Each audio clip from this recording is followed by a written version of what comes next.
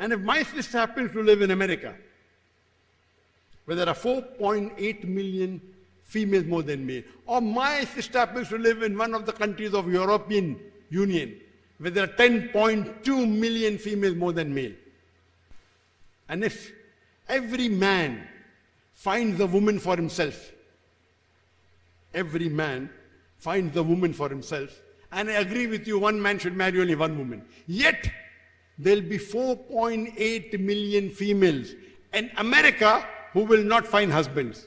There'll be 1.2 million females in Germany who will not find husbands. There will be 10.2 million females in Bangladesh who will not find husbands. There'll be 4.2 million females in Bangladesh who will not find husbands. There'll be 10 million females in Russia who will not find husbands. There'll be 10.2 million females in European Union who will not find husbands.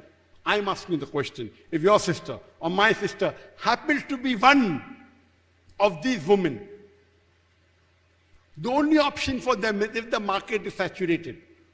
If one man has found a woman for himself, there will be millions of people in America, Bangladesh, Russia, European Union. Millions of females who won't find husband. The only option remaining for them is that they either marry a man who has already got a wife or become public property. People say, Dr. Zakir, public property, such a harsh word. I say this is the most sophisticated word I can use. There's no third option. You either marry a man who already has a wife or become public property. Any modest woman, if there is no choice for her, she would prefer marrying a man who already has a wife rather than becoming public property. In USA, having mistresses is common. On an average, a man, before he marries a woman, he has 6 sexual partners. On average, some have 2, 3, some have 10, 20. On an average, an American man has 8 different sexual partners before he settles down and marries one. The statistic doesn't say after he marries how many more does he have. That's not mentioned. So I don't know about it. But before an American man marries a woman, he has 8 different sexual partners. So having mistresses in America is common. 5, 10, 20, 100, no problem.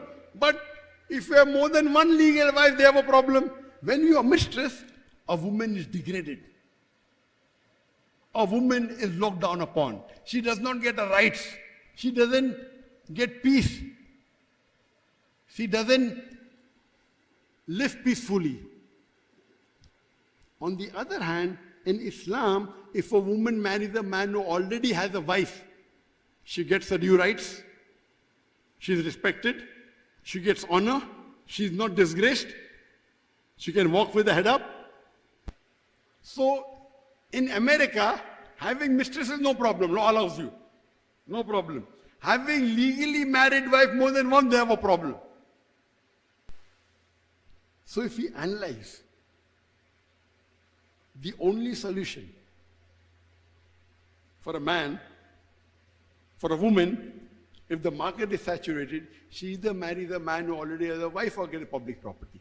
I know, generally, no woman would like to share a husband. I know that. But a Muslimah who has knowledge of Islam, she would not mind sharing a husband to prevent a sister from becoming public property. Everyone doesn't have to do small. Normal, the percentage of increase is only 0.5%. That is 50 in every 1,000, approximately. So in Islam, if a woman who has the true knowledge of the deen, she would not mind sharing a husband to prevent a sister from becoming public property. So one of the reasons is that by nature women are normally more than men. That's the reason you find more widows in the world than widowers.